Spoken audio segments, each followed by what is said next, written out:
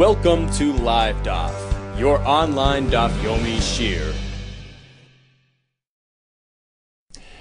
Shalom Aleichem and welcome back to today's Daf, Kesubos Yud Gimel. We are holding at the Mishnah right on top. So he discovers that she's not a Basula, and then the dispute begins. She claims, look, true, I'm not a Basula, but Mukas Eitz. Ani, I was struck by some instrument which took away my Basulim, and in this case, I'm not a Ba'ula, and therefore I am deserving of Ksuba.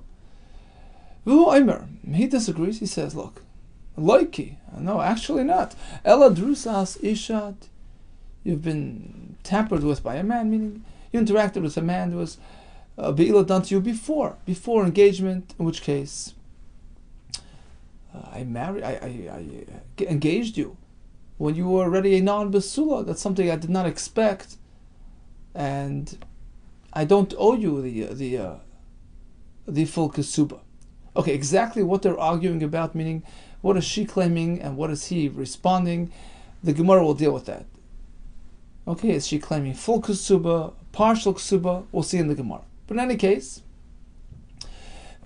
generally speaking, this is the dispute. She says it was circumstantial, and he says you are a Be'ula. Who wins? Rabban Gamliel, Rabbi Lezer Imrim, Ne'emenas. We take her word as fact. She's trusted. She says Mukas Eitz. We believe her. Why? Perhaps one reason is she has a Cheskas Kashrus. We assume an Isha did not commit znus, and that would perhaps be one reason why she is believed. Rabbi Yehuda Kessler, no, Loi mipiha anu chayin. We can't necessarily rely on what she's saying. She can't use this claim to extract money from him. Look, hamoitzi mechaveri olavaraya. She has to prove her case. Ella harezu b'cheskas drusas ish. Rather, she's presumed to have been a non-basula based on interaction with a man, unless she proves otherwise. Now, she says Mukas Eitz, he says Drusas Ish. Says the Gemara Tanasayu b'maya. What are they arguing about? What is she claiming and what is he claiming? Meaning, what are the amounts that they are disagreeing about? We have a machlekes. Rabbi Yehuda Amar b'masayim umane. She says, look, I am Mukas Eitz. I deserve a full Ksuba, masayim, 200 zuz, like Shitas Rav Meir, back on Daf Yud Aleph, the Mishnah on bottom there. Rav Meir says, Mukas Eitz doesn't lose any Ksuba. She's like a Boigeres. It doesn't affect her status. She deserves a full Ksuba. And in fact, that is what the Isha is presenting here as well. Give me 200. And he's responding, Moneh. He says, no, Drusas Ish. You interacted with a man, in which case you are not Mukas Eitz. You are a Be'ula. Now, although I expected you to be a Basula, and it turns out I was unpleasantly surprised, it's a shock to me that you are a Be'ula, still, Rabbi Yehuda maintains there's no Mekach Tos. He can't say, look, this is not what I had in mind. I want to nullify the agreement, cancel the transaction. So Rabbi Yehuda is of the opinion that we do not apply the concept of Mekach Tos here. The disparity isn't so great, the gap isn't so wide between a Basula and Be'ula. So whatever it is, whether it's a Mukas Eitz by surprise or even a Be'ula by surprise, he still will be obligated in his Ksuba payments. So again, according to Rabbi Yehuda, she's saying, I'm a Mukas Eitz. So although it's coming as a surprise to you, you didn't know I was going to be Mukas Eitz, it's not Mekach Tos. She claims 200. He responds, you're a Bu'ulas Ish. A Bu'ula is like an Almana, right? She only gets 100. But bottom line is, again, there is no Mekach Tos at all. That's Rabbi Yehuda. Rabbi Elazar disagrees on both accounts. Rabbi Elazar Amar b'mana v'liklum. The dispute is as follows. She says, I'm entitled to 100. I'm a Mukas Eitz. Mukas Eitz gets 100, like Shitas Rabbanan. Back on Daf Yud Aleph Amud Aleph. Mukas Eitz is a non-Basula, she gets 100. Now, although it came to him as a surprise, you don't say Mekach Tos when it turns out she was just a Mukas Eitz. That's not such a severe downgrade. So she's claiming 100. V'loi klum. He's responding, you get nothing. You're a Ba'ula. So why does a Ba'ula get nothing? Mekach Tos. Look, I expected a Basula. You turned out to be a Ba'ula. That's a surprise. It's a shock to me. This is not what I had in mind. It's the raw merchandise, so to speak. It's a Mekach Tos. So according to Rabbi Lazar, firstly, the Mishnah is following Shitas Rabbanon. Mukas Eitz only gets 100. And there's no Mekach Tos by Mukas Eitz. The disparity between a Basula and Mukas Eitz isn't so drastic. So she deserves 100. That's what she's claiming. Versus his claim that she is a Ba'ula, in which case she deserves nothing. Why nothing? Because I expected Basula. I got Ba'ula. You had previous experience with a man.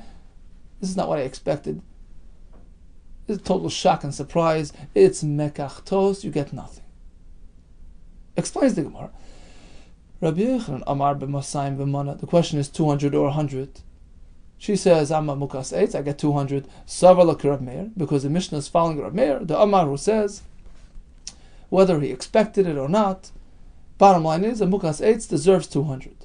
Bein Hikirba, whether he was aware of her situation, that she was a Mukas Eitz, Ubein La Hikirba, or he was unaware, there's no Mekach Tos, because again, the difference between a Basula and Mukas Eitz isn't so severe. Masayim, she gets 200. That's her claim, and he responds by saying, no, you're a Bu'ulas Ish, and you get 100.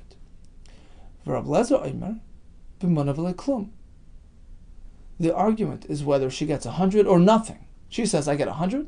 He responds, nothing. Why? Because we're following Shittas Rabbanan, the Amri who hold that a Mukas Eitz, whether or not he expected it, gets 100.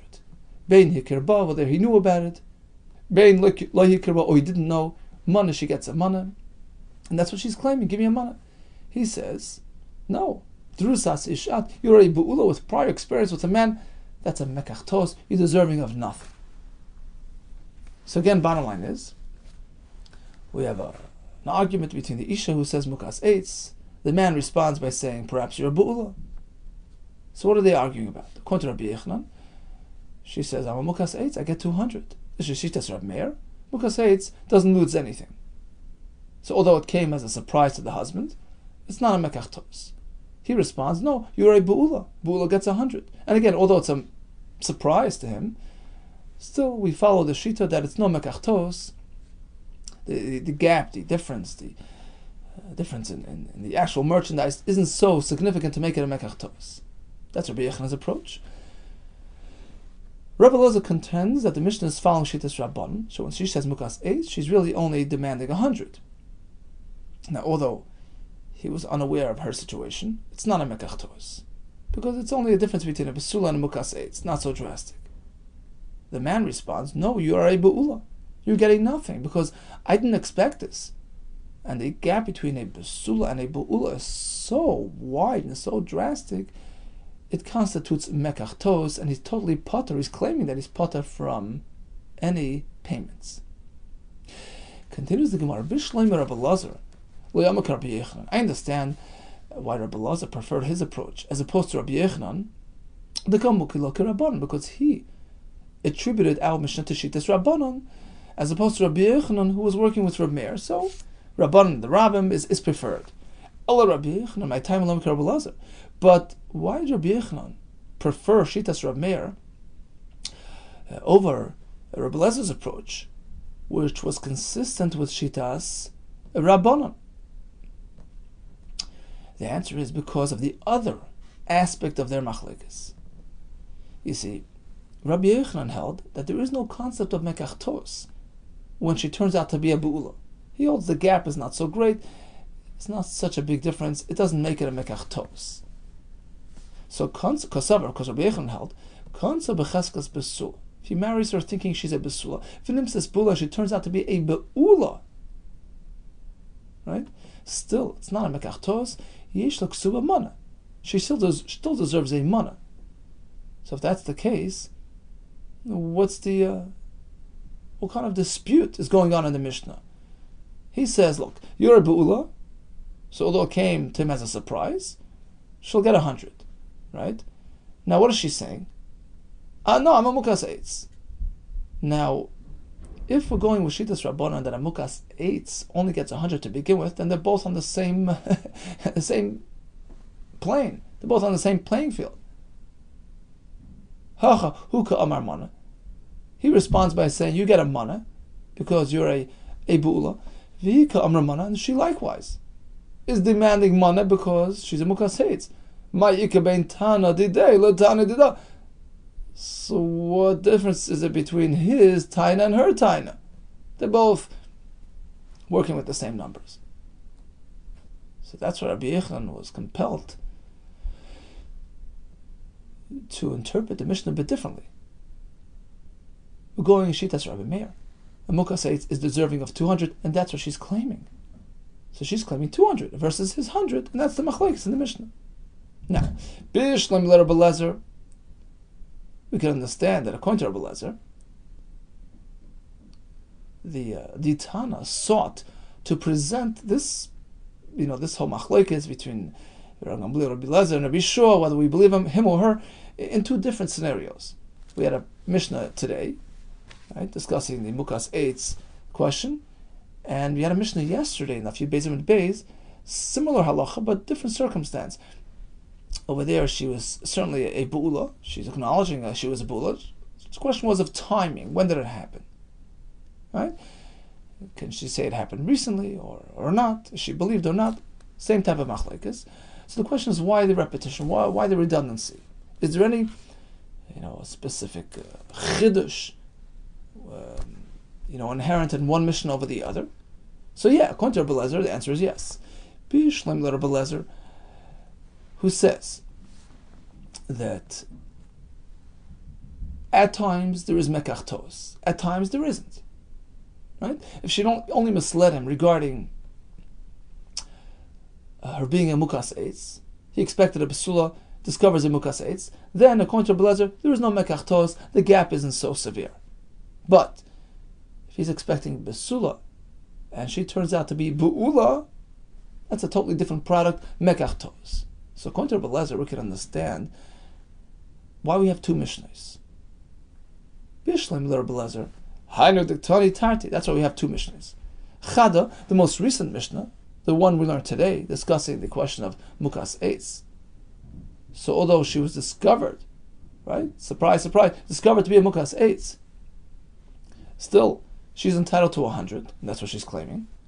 So Chada, this Mishnah that we learned today, Lafuki, Mishnah which contends that even if she surprised him as a Mukas Eitz, she's still deserving of Ksuba, it's not mekachtos, that's inconsistent, that's coming to oppose Rami Bar Chama's Shita, which was learned back on Afir Aleph, that there is mekachtos in this case. Our Mishnah contains there is no mekachtos.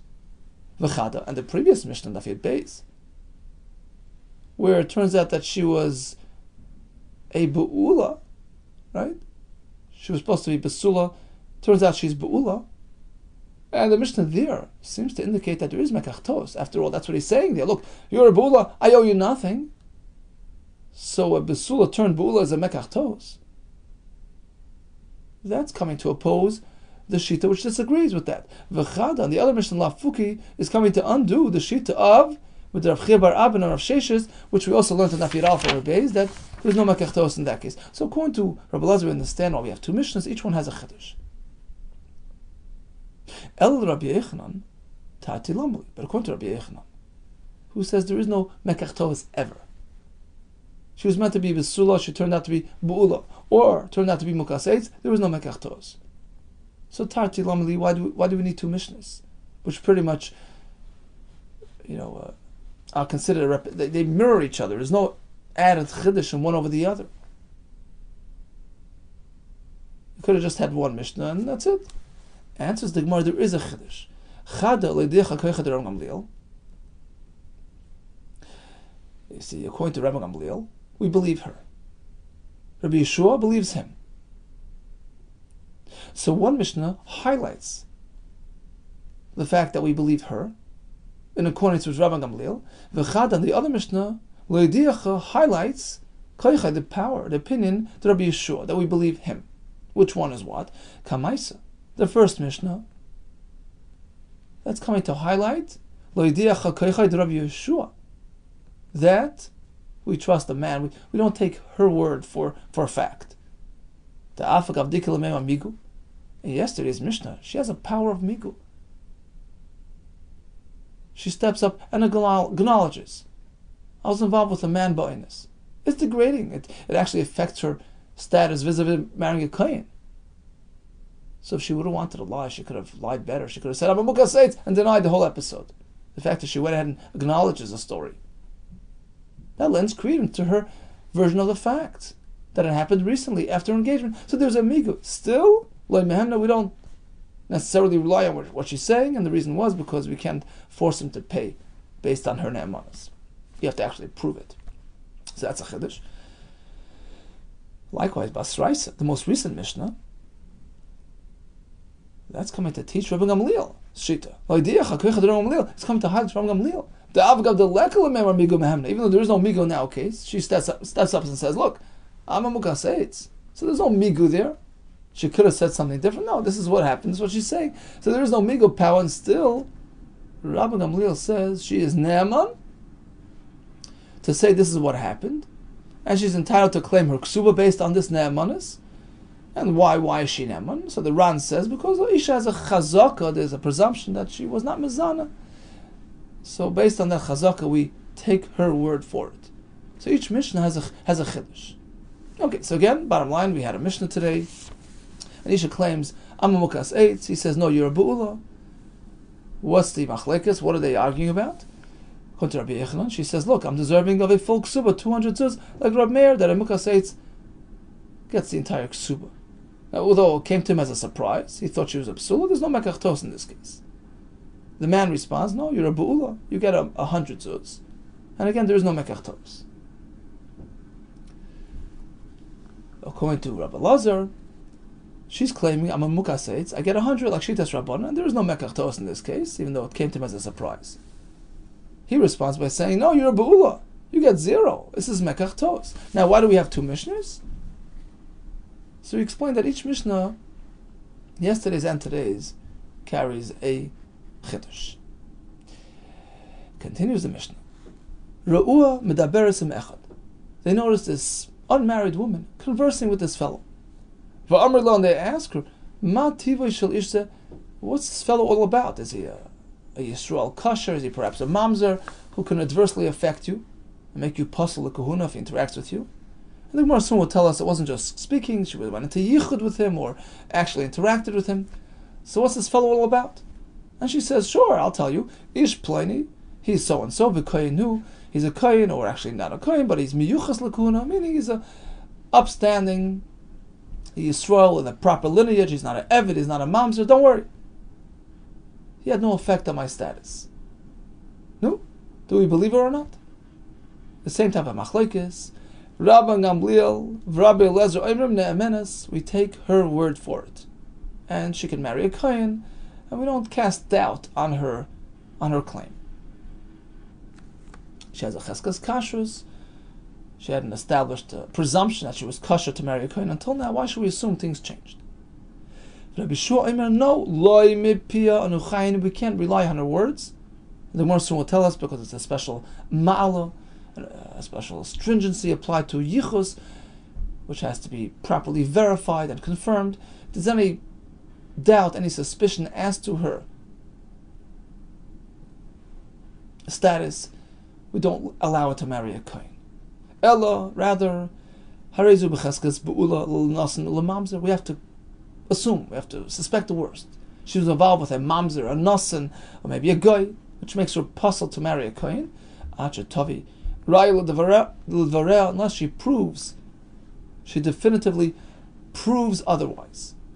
We have another case in the Mishnah, we see an Isha expecting. She was not an Isha Sish, just an unmarried woman expecting. They ask her, what's going on? What's the story with this child? Where does he come from? Who's the father? We want to know about your status. We want to know about the baby's status. Can she marry a kohen eventually, etc.? She responds, Meish kohen, meish pleni v'kohenu. Well, the Uber comes from this man who happens to be an upstanding fellow. Say machlekes. Rabbi Gamliel, Rabbi Elazar, Omer ne'emenas. We take her word for it. She's neman. Rabbi Shomer, no, lo mipil nuchayim. We can't rely on her words. Ella harezu becheskas muberes l'nosen l'mamzer. Achatavi ra'il d'vara. We have to suspect the worst unless she confirms it otherwise. My medaberes. We begin with Ru'ua medaberes im echad. We see her conversing. What happened there? Ziri amar nistra. She went into hiding with him. She was mesiachid with him. And that leads us to be choishish, that one thing led to the next, and she interacted with him physically, in which case she becomes apostle. And this is based on the idea of ma'ala also b'yachzon. When it comes to yichus, to lineage, to kohanim, we're extra strict and stringent. We suspect the worst. So even yichud has that effect. That's Zeiri's approach. Rabbi Asi Amar says no, don't take it that far. Niv'alo. If we know that she interacted with him as married, fine. Then she's puzzled to marry a kohen. But otherwise, yichud alone doesn't have the same effect. Bishloim al-Ziri, we understand Zeiri will work with the Lashon HaMishnah. That's why the Mishnah says she was conversing, meaning she went into hiding with him. That's all. Elul Rav Asi, who says that it was nivala. So why medaberes? Why does the Mishnah choose to use the word medaberes? Lishna ma'alya is just a dignified way of describing what happened. Achla umachsa piav amarti lepalti av amra lepalti av, and Isha was involved as nos. So we see Lashon achila concerning nos. So here as well, medaberes is referring to physical interaction. Okay, now, why does the Mishnah present two separate cases? Medaberes and then me'uberes, which are really both the same idea, the same suspicion, the same achleikas. Why the repetition? According to Zeiri, we understand why we have both cases. Each one is a chiddush. Medaberes, which means just yichud, and still, according to Rabbi Yeshua, she's considered puzzle, just by yichud alone. Me'uberes, the next case, pregnant, and that's a chiddush that, even in that case, Rabbi Gamliel believes her and takes her story as fact. So each one has a chiddush. Elul Rav Asi tati lamali, but according to Rav Asi, in both cases, it was confirmed interaction with a man. It wasn't just yichud. So why the redundancy in the Mishnah? Chad alachsher ba, v'chad alachsher b'bita. Each one has a chiddush. Number one, that she's kosher. She retains her cheskas kashrus. And the second chiddush in the Seifa is that the child is kosher. You see, the child never really had a chazakah. The child was born into a situation of uncertainty. Never had an established track record of kashrus. And still, Rabbi Gamliel says, we believe her, and we treat the child as kosher l'kuhuna. Okay?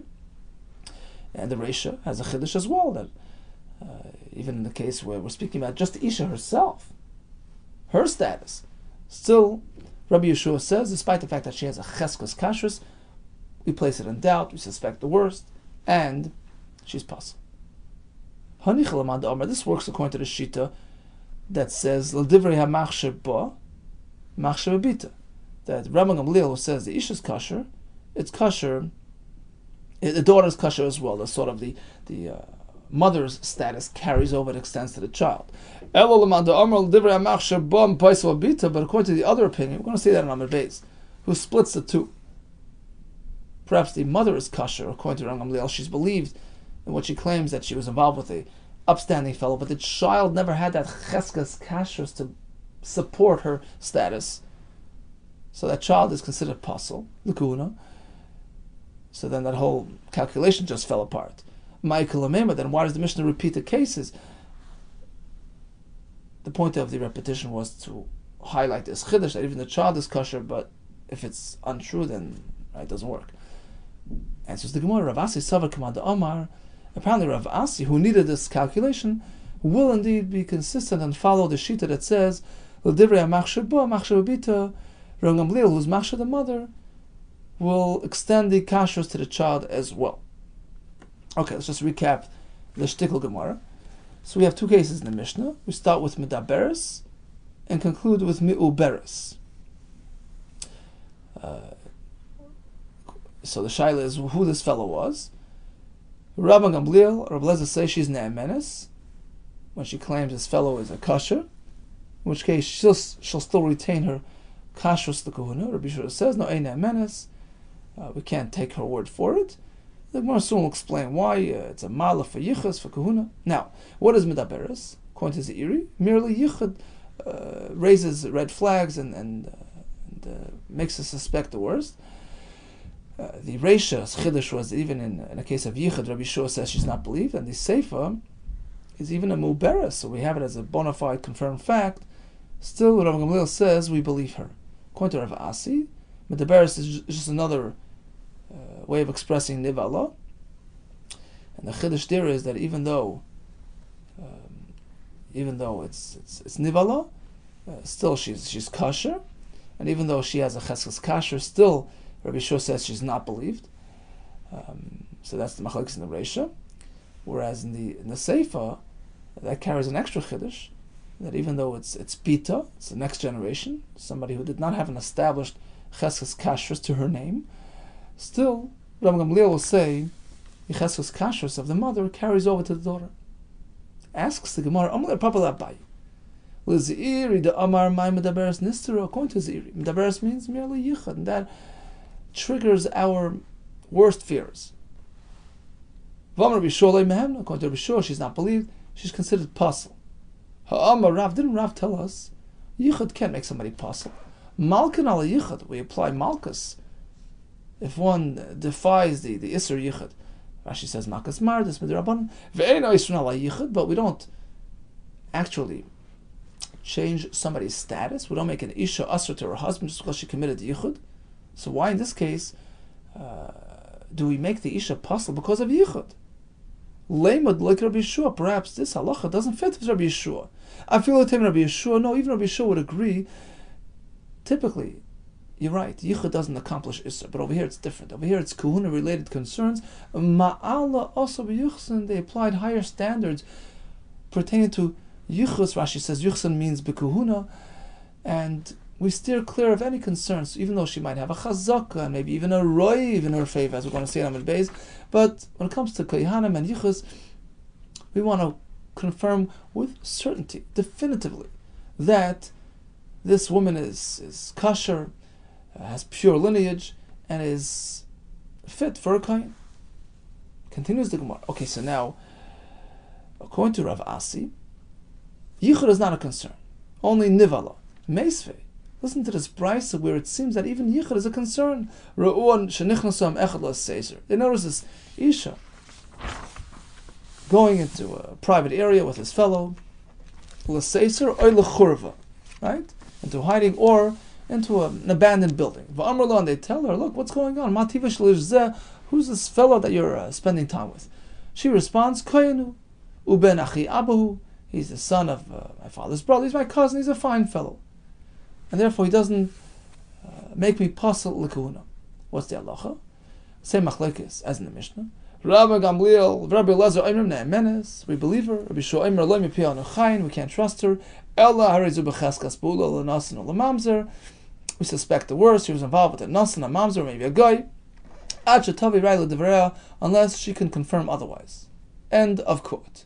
Now, B'Shleim L'Zeiri, according to the Zeiri, who says that Yichud can pose a concern, that explains the lashon of the brisa. Hi, no diktani entirety. The Mishnah, the brisa presents two separate cases. Liz Seiser, she went into hiding with him, which is just another way of saying yichud. Then the Mishnah follows with lechurva. Churva is assumed to be a makam of znus, Rashi says. So we have both cases covered. Elo Rav Asi, the Amar Nival, according to Rav Asi, yichud does not bring about the same ramification, only actual interaction.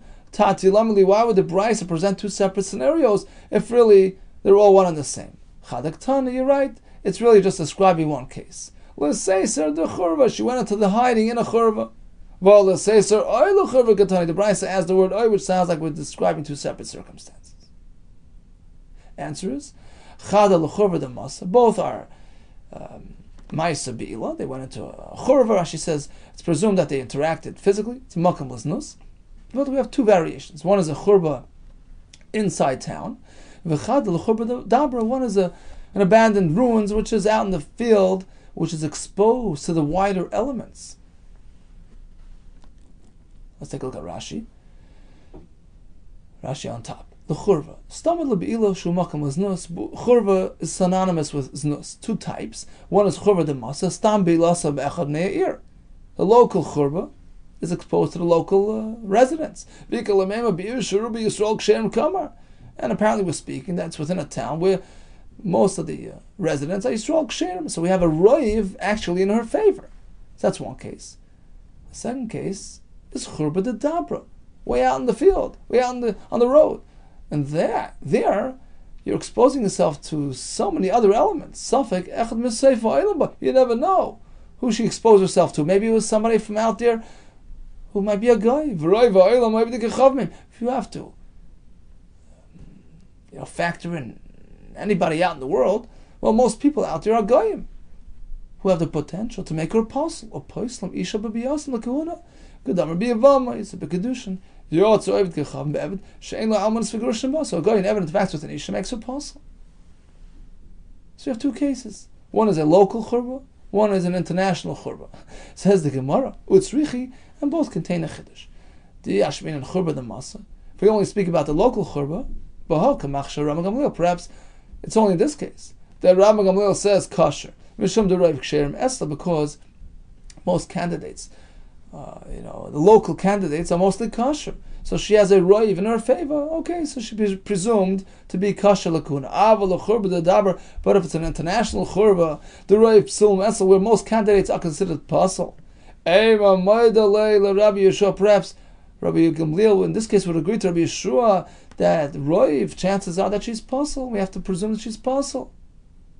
That's why the Brisa presents both cases. No, even there, she has a chazaka, and we give her the benefit of the doubt.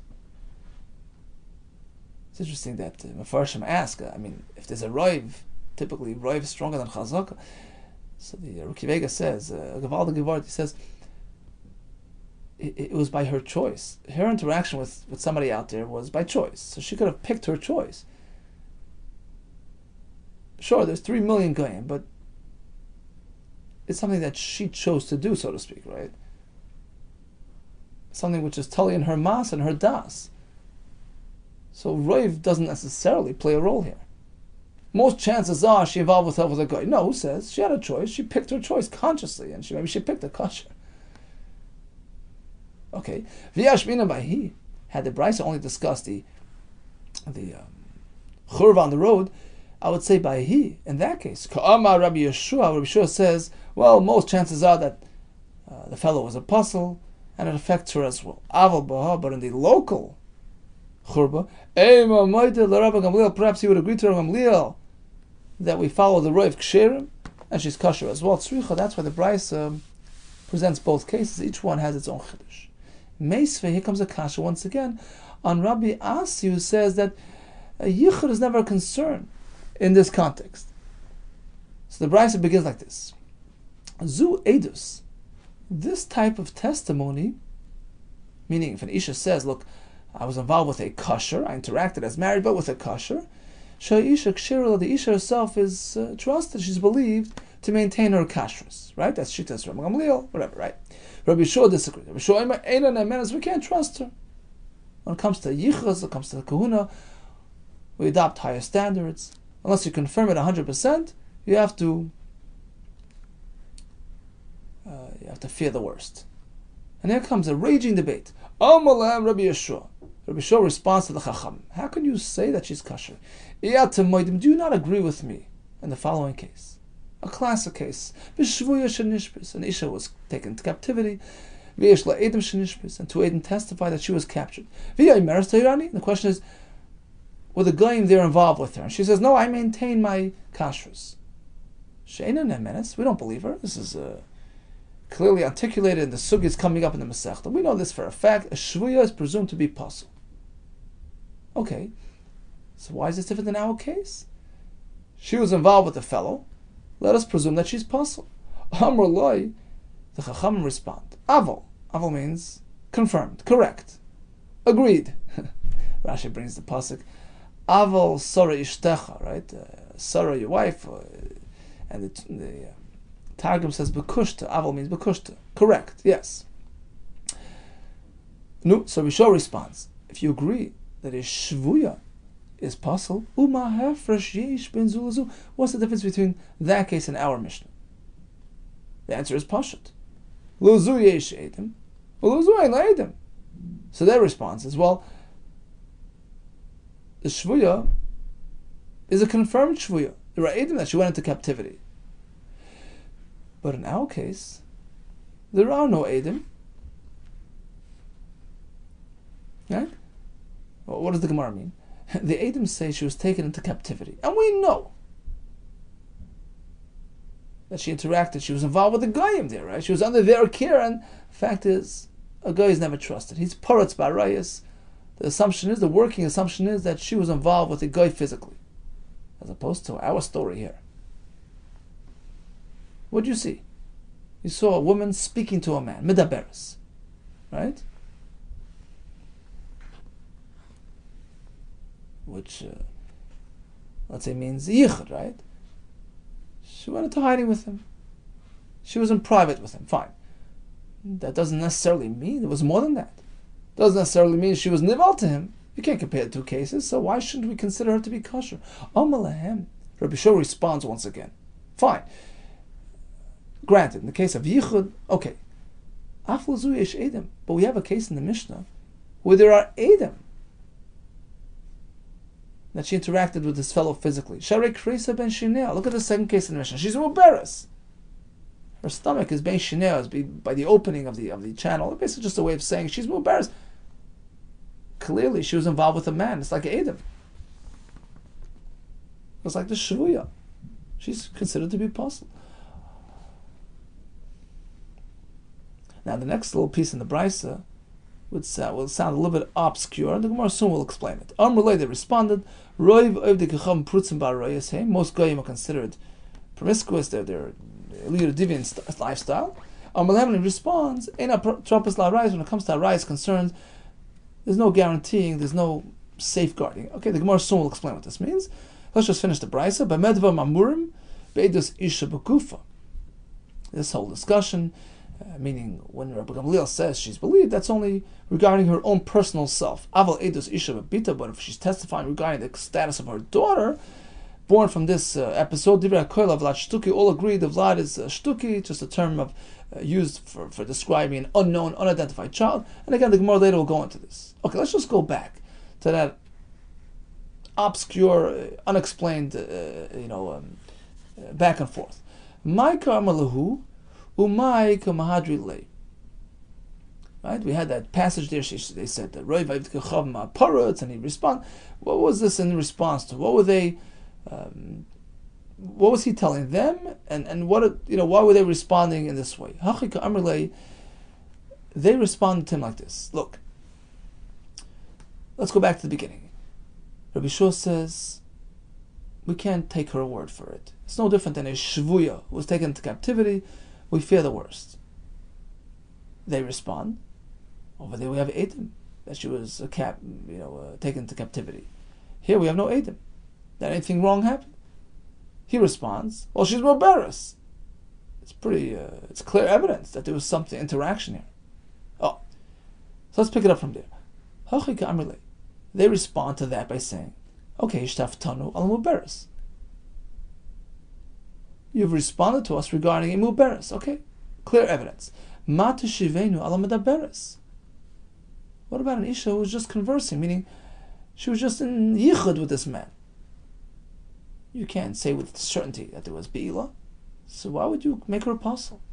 Amar lahem, he responds, medaberes hanu shvuya. Well, that's one and the same with this shvuya.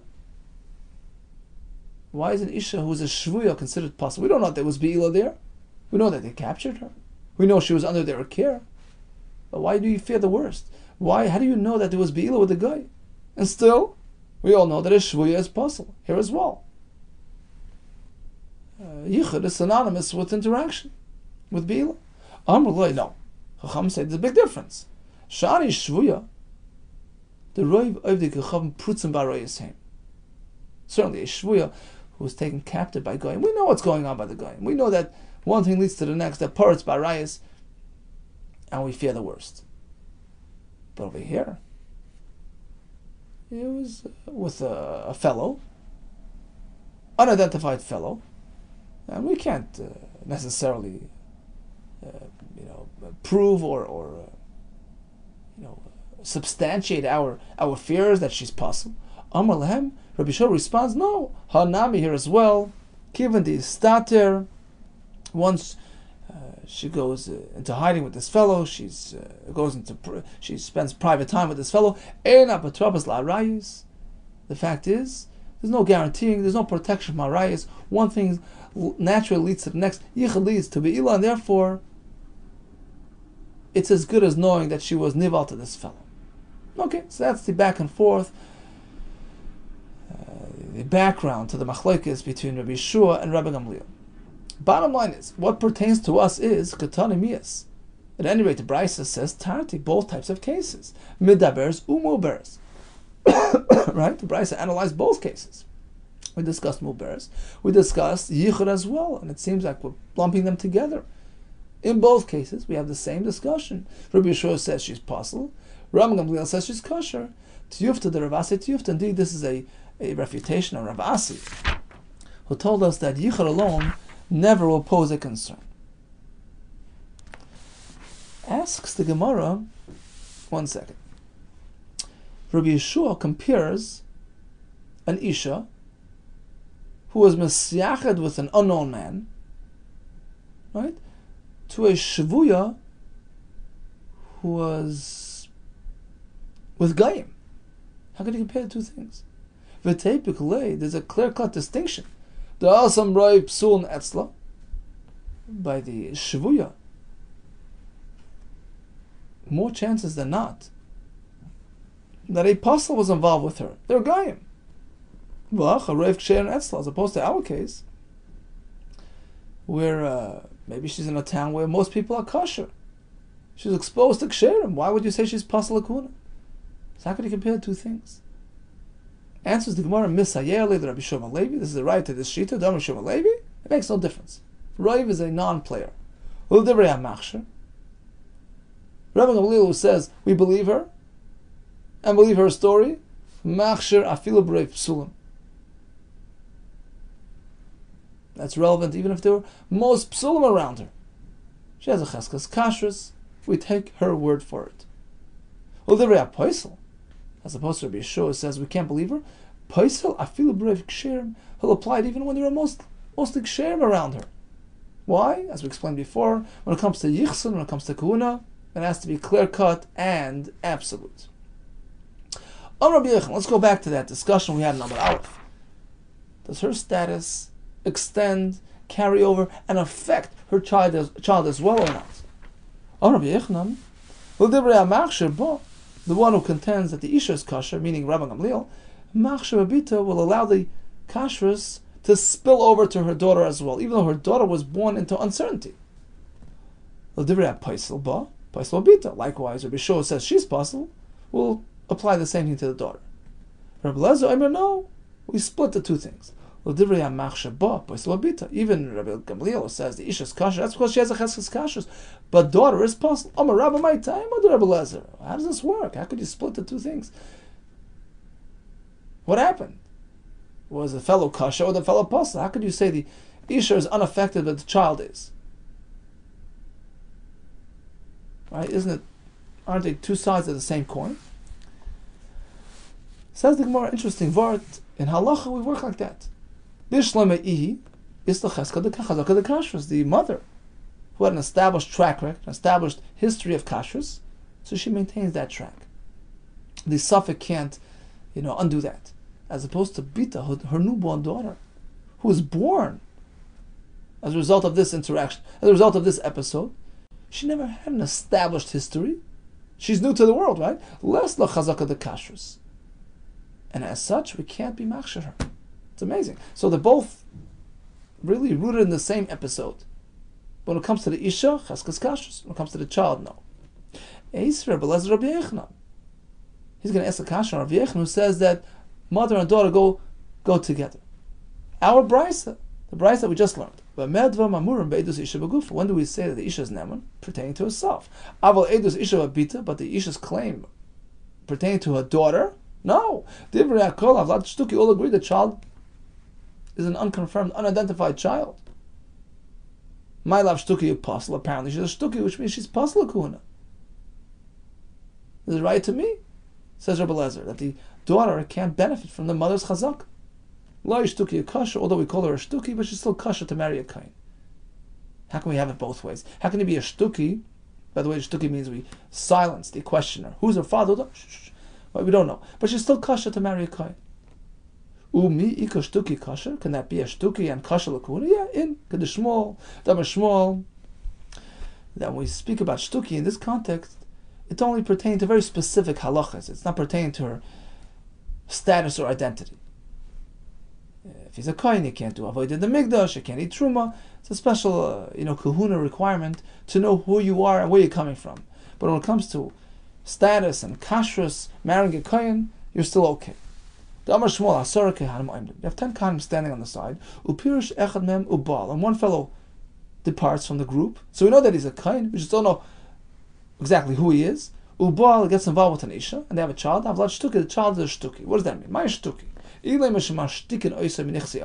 We silence him. You have no claim upon your father's death. You can't claim Yerusha, inheritance rights.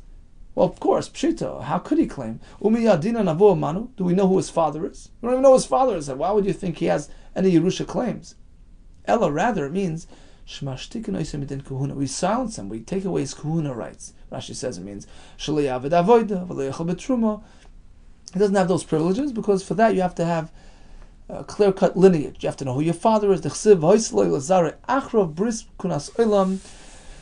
the kahuna was carried over from father to son. It only works regarding a child who relates to his father with definitiveness. Yotzes, as opposed to this child who's unidentified, who doesn't know who his father is. Shein zaram yuchas achrav, who doesn't really relate and identify with his father, and therefore, he can't do avodah in the mikdash, he can't serve, he can't eat truma. That's a very specific, private thing regarding these halachas. But when it comes to general status considerations, of course, even in this case, we don't know who the father is. The child, certainly, even if she's a girl, she can marry a kohen.